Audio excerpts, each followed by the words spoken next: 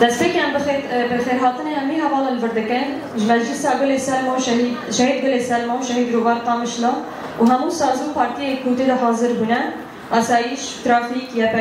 یەپەژە پاراستنە جەوهەری ئەم هەم بخێرهاتنێوە هەمیان دەکەن بەری کو ئەم دەست بە چاڵەکیە خوا دەکەن ئەنداقایەکی ڕێزگرتنش بوو جەنگۆریان ئازادیە بسەکەن.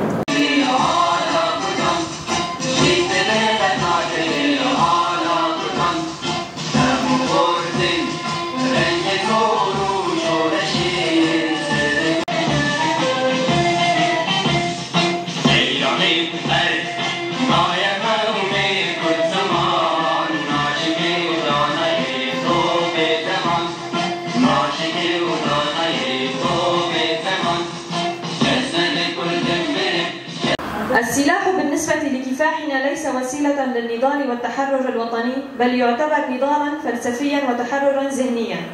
إذا امتلكنا قوات العالم كلها فلن نهاجم أحدا وإذا اجتمعت قوات العالم كلها علينا فلن نستسلم. هذا كل كامل الدعوات كنج بو خاندنا محوري يا كمين سر باراستنا هندورين ودرفا وباراستنا جباكي سيردا حماها قولي ما يا حصل بنا قمبي ام بخير خواتنا وغاد كان اول وقت زمان بوچرکیا اجبو آزادی ربل هابو و چاره سکرنه تسکره که رجاعت ناوین اول خیام کرد دست پیکت افتنی خود به عربی ده کرد بو افتنی که سروک هد و اجبو چک سلاح نه دم اجبو حربه اجبو شعر نه سلاح نه بس بالمسألة تشيبي هاول بورستان قريقش ملات را جواكي را اجبوغ ام جان خدا بردوام کن بورستان قريق بجمارا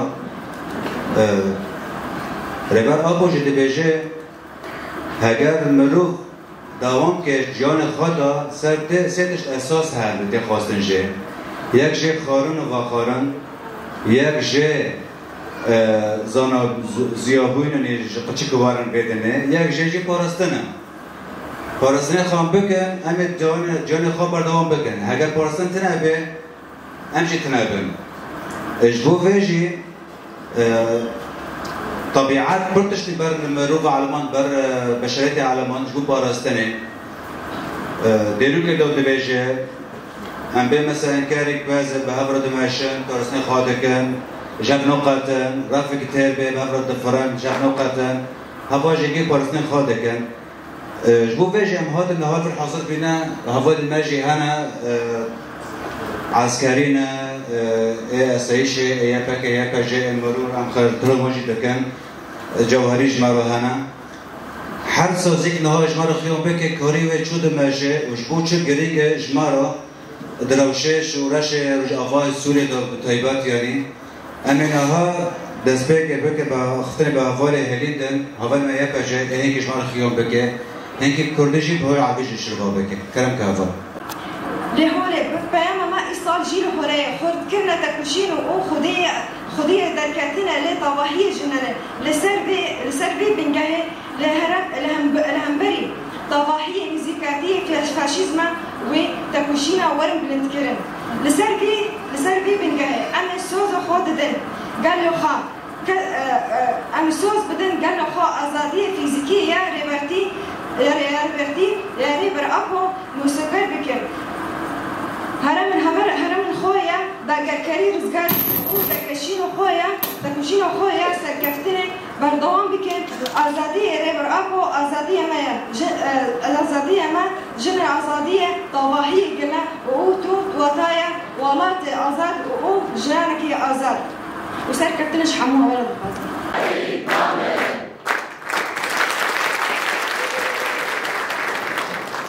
ولد حسب ما تشاءان. إن حقيقة الحداثة والدولة القومية هي واقع مغاير وحقيقة مختلفة كل الاختلاف عن التاريخ والثقافة وبعيدا عن الصراع الإقليمي والدولي. هناك من ناضل لأجل بقاء سوريا للسوريين وحافظ عليها أرضا وشعبا. ففي مناطق شمال وشرق سوريا حيث تمت المحافظة على وحدة التراب السوري بمشاركة كافة الأطراف من خلال لغة الحوار والبناء والتقارب بين السوريين للخروج برؤى مشتركة، فقد حمل مجلس سوريا الديمقراطية على عاتقه أن يكون المظلة السياسية التي تضم العديد من القوى السياسية وتمثل طيفا واسعا من المجتمع، وذلك بوحدة السوريين والوصول بها إلى الديمقراطية الحقيقية وتوحيد إرادة مكوناتها، وذلك للخروج بقرار موحد والتي هي الضمانة الوحيدة لحياة آمنة ومستقرة وللوصول إلى سورية ديمقراطية اتحادية لا مركزية، حيث يحظى هذا المشروع بدعم وتأييد كافة المكونات السورية التي وجدت الأمل والمستقبل بتوحدهم لتحقيق سورية ديمقراطية. إلو أم بحثة ديمقراطية دي كان ذاتي محور شيء تطرق به إنه ديمقراطي شيء إنه جبال بخابة ينبغي به نظام ديمقراطي مخالف لنظام دولتي، يعني دولات وديمقراطي بقدروا متناقضة، نا كوني دولات ببي ديمقراطي ونا ديمقراطي كوني ببي دولات سيستم كي سياسية. عندنا لندر سوريا نظام لندر سوريا دو دماشي يعني ده سياسات دو إدارة ده سوريا ده سلطات مركزية، يعني حق تشترك بلكي ما قالوا جيكود حق تشترك متعلق بالعاصمة بالشامية، يعني مركزي بيجي وده ميدو حق تشترك نافي حمي، يعني شو قوميات هابن شو أديان هابن نافي كلن، يعني شو أسانيبن شو قوميبن نافي كلن وحمي هذه من سوريا ده أو بسبب يقولوا شو رشكي ده سوريا ده رابع إنه كان به خدي رول به ذاتي سوريا جيزانا، يعني سوريا زنجينا ببيكاتها أفشي درو كده هات ناسكرن دمي جرو حمي جل سوريا شو شعب لسر سوريا شيء دبنت درو كده حمي وقت جل سوريا بحفرة لهمبر وإلشي دساكني. كما قال القائد عبد الله وجلال بكل الأمور يجب العودة إلى التاريخ. لكي نصل إلى حلول علينا العودة إلى التاريخ، لكي نصل إلى الديمقراطية الحقيقية العودة إلى التاريخ، لنصل إلى سوريا الحديثة العودة إلى التاريخ. كما نعلم سوريا بعد استقلالها من الانتداب الفرنسي كان هناك هامش من الديمقراطية، كل القوى الوطنية كانت متفقة مع بعضها البعض، كانت سوريا تسمى بالجمهورية السورية، يعني بمعنى كل المكونات والأطياف الموجودة في سوريا كانت تشمل وجودها بسوريا، يعني كلنا سوريين. أما بعد مجيء نظام البعث تغير الاسم وأصبحت الجمهورية العربية السورية. طبعا الجمهورية العربية السورية لها دلالات. كيف؟ دلالاتها وإنكار جميع المكونات الموجودة من دون المكون العربي، إنكار وجودهم، يعني المكون الكردي لا وجود له في سوريا أو تحت العلم السوري، المكون السورياني، المكون الشركسي، الأرمني إلى آخره. مع العلم نحن نعيش هنا في سوريا، نحن سوريين قبل أن نكون أكراد، قبل أن نكون عرب، قبل أن نكون شرقي. لذلك هذه الثورة قامت نتيجة استياء الشعب السوري، نتيجة استياء القوى الوطنية، لكن للأسف نتيجة الأجندات والمصالح تحولت هذه الثورة إلى عسكر، تحولت إلى سرقات، تحولت إلى قتل ودمار، تحولت إلى تشريد. لذلك نحن اليوم في مجلس سوريا الديمقراطية لا نعتمد على اجتماعات ومؤتمرات أسيتانا وسوتشي وجنيف إلى آخره. نحن كما قال زميلي قبل قليل والرفيقة ميادة، الحل السوري بيد السوريين. 12 سنة على الأزمة السورية أو الأزمة بكافة المناطق والبلدان والحركات الشعبية. منا بنذكر كان فيها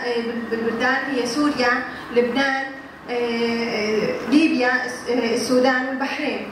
وطبعا قبلها كان بعشرات السنين كان فيها لهي الحروب والأزمات كان بالعراق وإيران وتركيا. حتى يومنا هذا مستمرة، ما زالت مستمرة هي حالة الفوضى والتوتر وانتشار الإرهاب والصراعات والتداخلات اللي سائدة مع غياب الأفق الحل. والأسباب عديدة، منها ما يتعلق بتداخلات القوى الإقليمية والخارجية ومشاريعهم التوسعية والتقسيمية، واللي نتجت عنها هي حمل نفس المشروع وهي السلطات الدولية ذات اللون الواحد واللي بتقوم واللي بتريد إجراء التغيير فيها. طبعا هذا الشيء كلياته يعبر عن التقسيمات اللي حابين يعملوها والنفوذ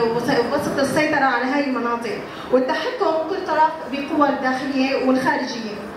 الاحتلالية. طبعا في حالة الاقتتال ولا حل ولتحقيق ما نريد وما يريده الشعوب في المنطقة من الحرية والديمقراطية والمساواة العادلة والتنمية، لابد من البحث عن حل ديمقراطي واقعي قابل للتطبيق والتنفيذ،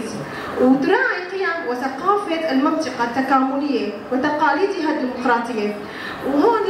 لابد انه نعطي او نطرح حلول ديمقراطية ونظم لا مركزية لتنهي الحروب والأزمات وتعزيز الانتماء بين جميع المكونات للبلد، ونحافظ على وحدة الأراضي والبلدان، ولحتى نحقق التعايش المشترك والأخوة بين الشعوب. فالحياة الحرة الديمقراطية هي حق لكل إنسان في جميع المكونات وفي جميع البلدان ضمن بلده وعلى أراضيه، ولابد من إرادة الشعوب والمجتمعات والدول اللي تميز هذا الشيء بالتنوعات والمكونات والثقافات. لابد من توفر نظم ديمقراطية بتراعي هي الخصوصيات وحالة الاختلاف. طبعا هذا الشيء اثبت قبل 100 عام من العام الاخيره من وجود الكم الهائل من الحروب والازمات اللي عم بتعيشها من مشاكل وقضايا وحاله الحرب وعدم الاستقرار والنظم. فالنظم القوميه ببعديها ان كان الاثني او الديني وثقافه اللون الواحد اللي يفرضته بالاكراه والاغتصاب.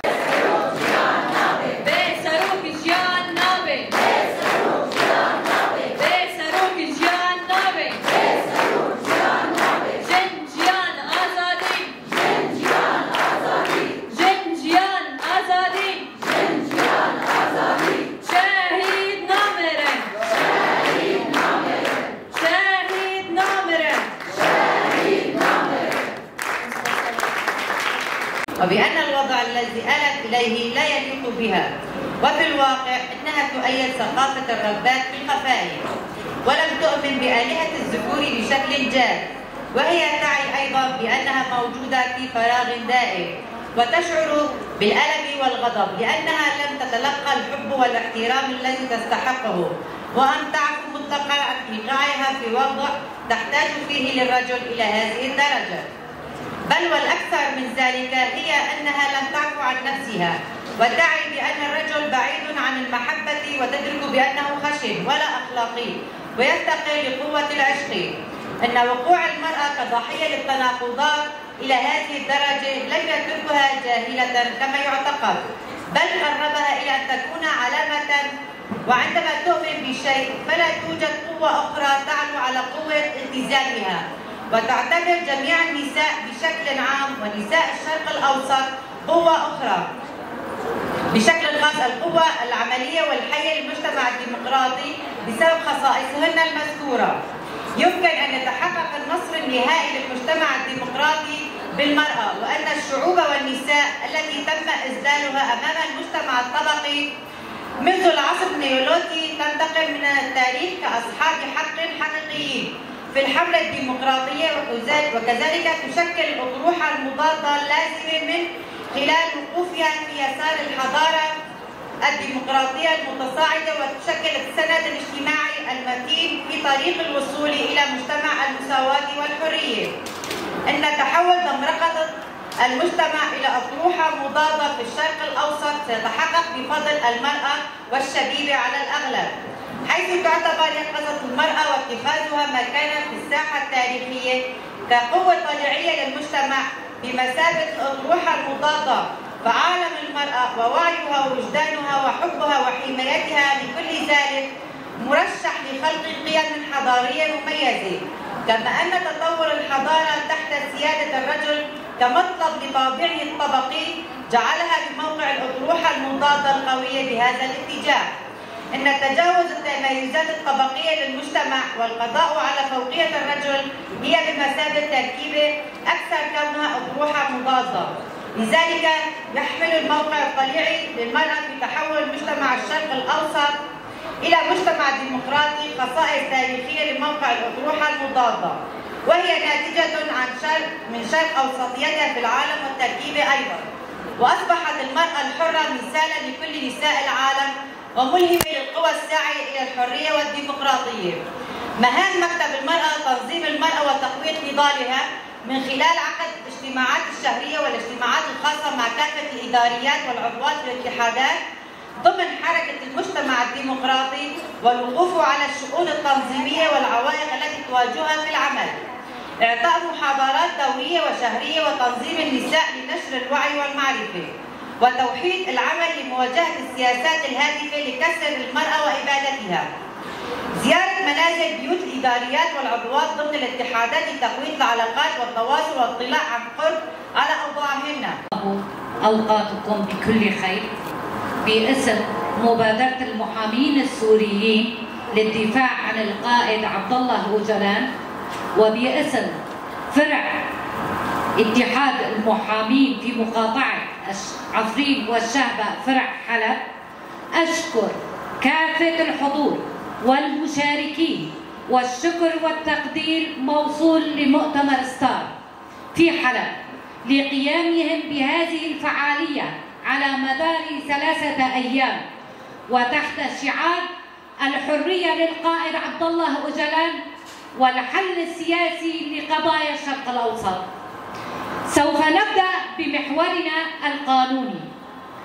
يعتبر التنظيم الجوهري للمجتمع المدني في المجال القانوني إحدى المؤسسات التي لا يمكن التخلي عنها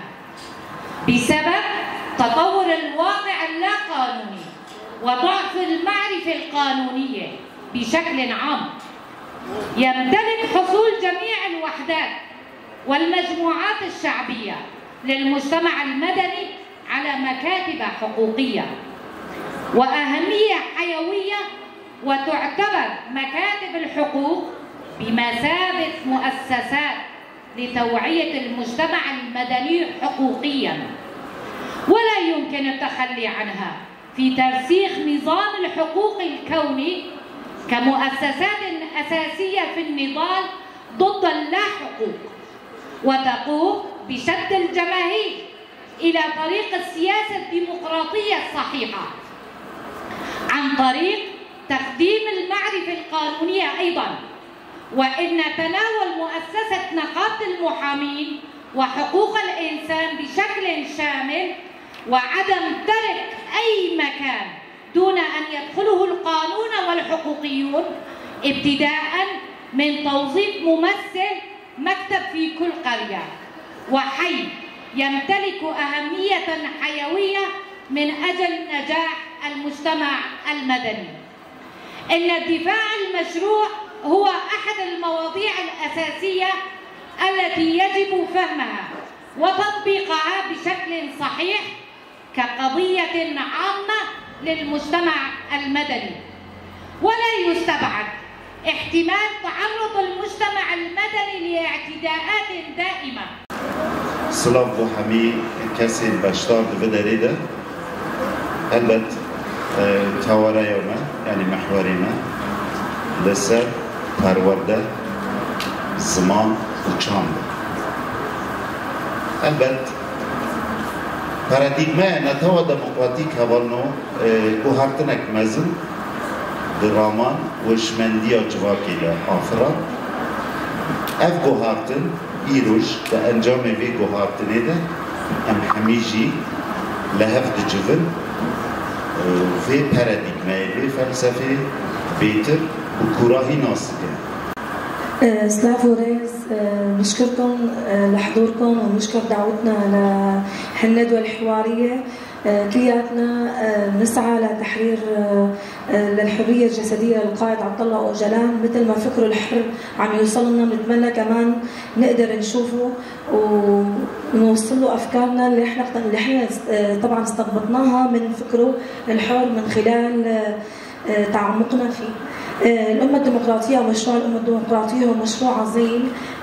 وكبير قام على فكر القائد عبد الله أوجلان. كما قالت المهاتما غاندي إن الديمقراطية في نظري هي تتمثل في ضرورة أن تتساوى في ظلها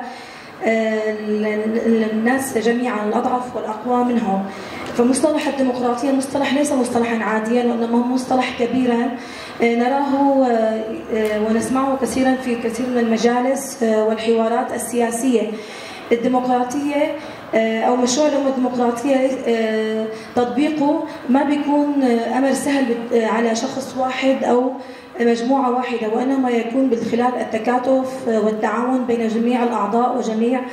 المؤمنين بفكر الأمة الديمقراطية. لهيك نحن في ظل الإدارة الذاتية في ظل عملنا في جميع المؤسسات سواء من كومينات مجالس مؤسسات تعليمية أو مؤسسات خدمية في جميع المناطق الإدارة الذاتية سواء ضمن حلب أو ضمن شمال شرق سوريا. كلياتنا بنعمل ونسعى لحتى نوصل لمشروع الأمة الديمقراطية. لهيك تطبيق مفهوم الأمة الديمقراطية محفوف بجميع من المخاطر وجميع من التحديات اللي بجوز يتعرض لها ما بس داخليا وإنما خارجيا. لهيك في أسس ضروري كثير نوقف عندها لحتى ننجح تطبيق مشروع الأمة الديمقراطية. بداية لازم نحقق التوازن بين جميع المكونات ضمن مواطنة ومساواة كاملة أمام القانون. اثنين، لازم نعمل على خلق الأمان والثقة من خلال التعامل بين المؤسسات وبين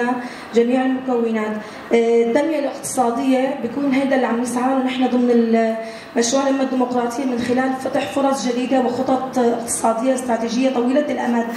بري عم تفكر لو رتيك دسبيتك الأمان تاني معناه وتيت أبوري زي مش كورتيا دسبيك أبوري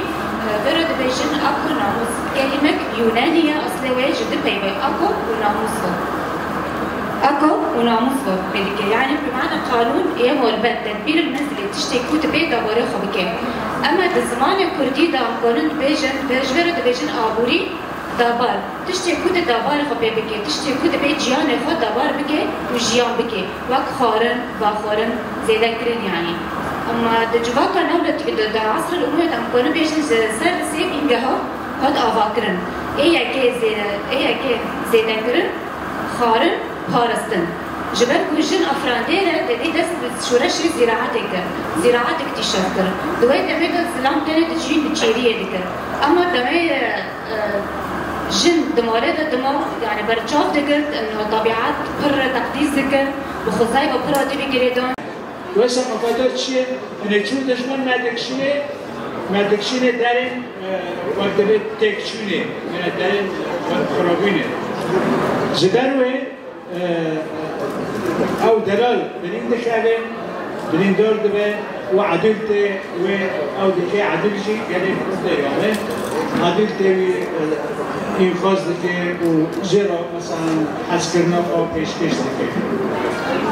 اجي وكا جنك جوان ياكل اريشاري بر ابو قرتناري بر ابو شر نظر دك راستي ايرو كومبونا ما بحبره يعني بدي ديار كريم كو امي بري فاي بدا مكانات لجي ازاد بكن يعني امي حرتم تكوشين بكن